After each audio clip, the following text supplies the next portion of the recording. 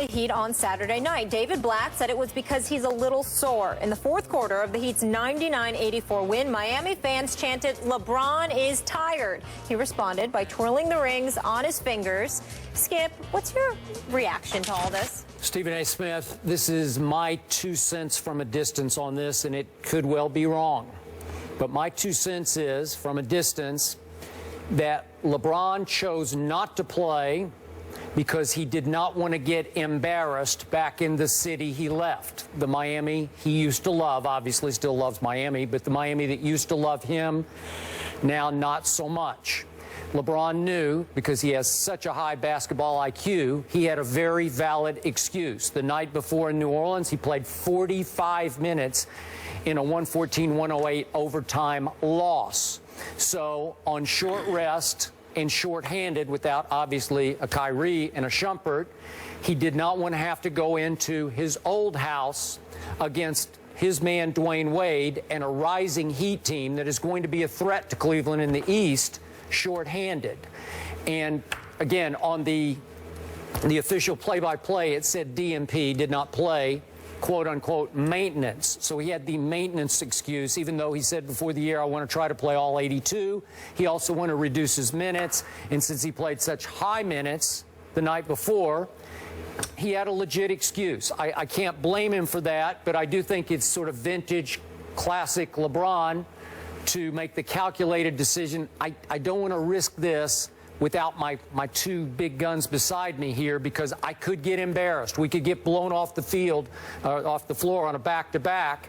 So late in the game, as they started or they continued to chant, "Bron is tired, Bron is tired," he's going to flash his rings at him, not his championship rings, but the 2 rings he did have, I thought, calculatedly on his finger to say, hey, I remind you guys, I did help you win 2 rings, so you should at least respect me for that. I thought his skin got a little thin because he should have just ignored it and just gone on, because who cares what they would chant at him. But I think LeBron opted not to play this game because he didn't want to get embarrassed. Your thoughts? Well, I think your points about LeBron being scared about being embarrassed are ridiculous and insulting to him. This man helped the Miami Heat, was primarily responsible, obviously, for them winning 2 championship rings. He's universally recognized as the best player in the world until Steph Curry has come on the scene over these last 22 games and just looked out of this world. LeBron James is not scared of another basketball player. He's not scared of the allure of Miami. I disagreed with his decision to sit for the Miami game, and I'll get into that. I'll get into why I feel that way in just a second. But I just think that the notion that he was scared of being embarrassed, that's just ridiculous. And that's something that's very, very insulting to the best player in the world by far, in a lot of respects, outside of Steph Curry's recent explosion. Now let's get to the real issue at hand. I have a problem with LeBron sitting down, and I was incredibly disappointed in LeBron sitting down because he's LeBron, and I know he knows better. Yeah, you got the team and you've got his inner circle that have been encouraging him to sit and rest. You're going after a championship. It's just a regular season game. That's their mentality. He's averaging close to 37 minutes a night. He's got to carry the load. That's one of the reasons he decided to leave Miami, because the load that Pat Riley had him carrying, sitting Dwayne Wade, LeBron not learning until a few hours before game time, if not an hour before game time, that Dwayne Wade wouldn't be playing on a particular night, is something that really gnawed away at him. And so I understand that level of sensitivity coming from them. But the flip side to it is that this is the place that you helped capture 2 championships. Over the course of 4 years, you missed a grand total of 18 games. That's to be commended. And even though it ain't Cleveland, it's not just another organization. It's those same fans you departed from, just like you departed from Cleveland. Not to mention the fact that because you're one of the preeminent superstars in this world, you and everybody knows that when you go to Miami, everybody has got that mapped out on their schedule, and they're looking forward to you going up against your old team. Part of the allure to send eyeballs to a particular game is because you know those backstories and how it interests you because you're waiting to see what this person is going to do. Dwayne Wade can say what he wants, but he gets up when LeBron is on the other end or is playing in a different uniform. Chris Bosh to a lesser degree. You know LeBron's going to do what he's going to do. It matters to the fans. And so if you're going to sit down, why not sit down for one of the 41 games you've got in Cleveland? Why sit down for a game in Miami when you know everybody and their grandmother is looking forward to that game? Now, does this make LeBron James a bad guy or a pariah? Absolutely not. He's one of the ultimate basketball ambassadors, and I'm proud of him and the whole crew for getting a lifetime Nike deal that they got because he deserves it. And we'll talk about that at a later date. But for the purposes of just this storyline, what makes LeBron James great is the same thing that made Kobe great, that made MJ great, and others. Magic, for example. They knew they were the headline, and they fully embraced it and said, we want to show up because we know everyone's looking for us. And LeBron James is somebody that I always found to be that individual. Come hell or high water, by hook or crook, negative or positively, he was going to be there. You know, when he played against Cleveland and they came back from a 27-point deficit and he went on a tear and pulled out his mouthpiece and breathed in front of everybody's direction, that is one of the most memorable moments. One can make the argument that that performance in Cleveland as a Miami Heat was just as memorable as his championships. Why? Because you left Cleveland and you came back and you knew everybody would be watching. So to avoid that in this particular situation just rubbed me the wrong way because you're trying to treat it like it's just another game. And maybe it is to you, LeBron, and maybe it is to your crew.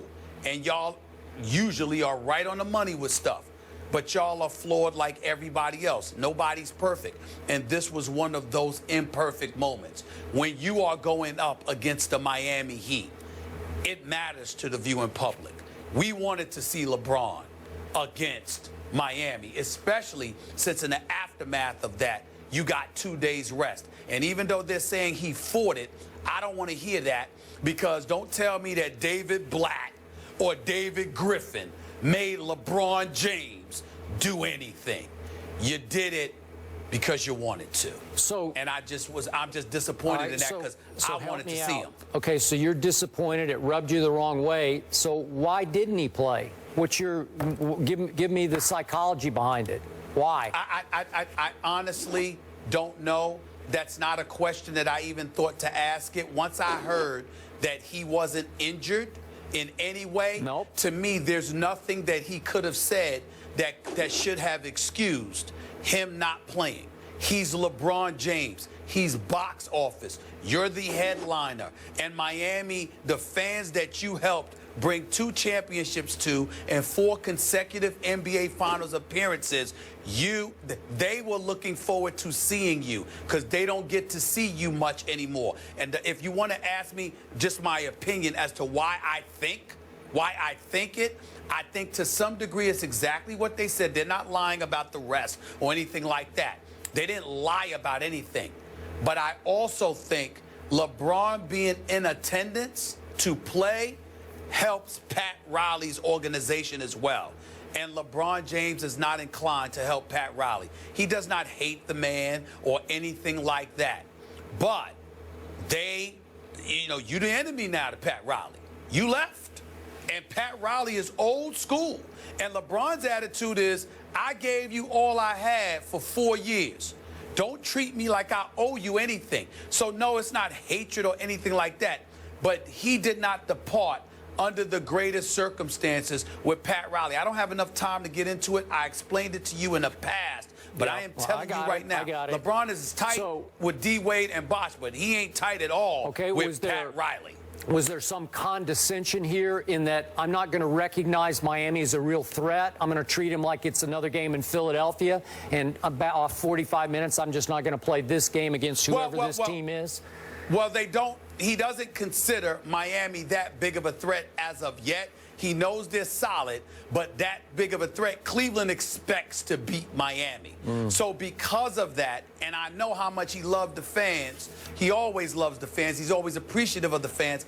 I think to some degree on the side, this had something to do with also snubbing his nose at Pat Riley, too, but I'm not sure. Okay. I didn't ask. I still stand by my original theory, but that's just me. Very He's not interesting scared to takes. be embarrassed. That's ridiculous. No, it's true. We have to Please. leave it there. Stephen A., you alluded to the lifetime deal. We don't have the exact numbers, but a source close to it says it easily surpasses the 10-year, $300 million deal signed by Kevin Durant this last summer, the first lifetime deal in Nike's 44-year history. Congratulations to him. LeBron deserves it. He deserves that. Yes, up next.